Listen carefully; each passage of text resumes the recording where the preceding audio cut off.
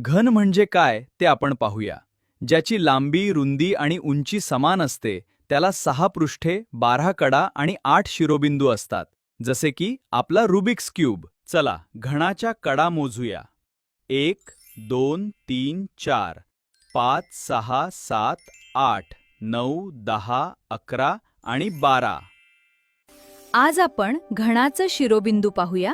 घणाला 8 शिरोबिंदू आहेत. आज आपण घणाचं पृष्ठफळ पाहूया. घणाला 6 समान चौरस पृष्ठे असतात. एका पृष्ठाचं क्षेत्रफळ बाजूचा वर्ग आहे, म्हणून एकूण पृष्ठफळ 6 गुणिले बाजूचा वर्ग. घणाचं घनफळ म्हणजे काय ते पाहूया. घणाची लांबी, रुंदी आणि उंची समान असते. घणाचं घनफळ बरोबर बाजू गुणिले बाजू गुणिले बाजू, म्हणजेच घणाचं घनफळ बरोबर बाजूचा घन. आज आपण घणाची सिद्धता पाहूया. या चौरसाकडे पहा. जेव्हा आपण त्याची उंची वाढवतो तेव्हा आपल्याला घन मिळतो. याच्या सर्व बाणी सर्व पृष्ठे समान असतात. हीच आहे घणाची भौमितिक सिद्धता. ही घन समजून घेऊया. घणाला 6 पृष्ठे, 12 कडा आणि 8 याचं घनफळ, बाजूचा घन आणि पृष्ठफळ 6 असते. यावरील प्रश्न नक्कीच विचारले जातात. परीक्षेसाठी खूप खूप शुभेच्छा.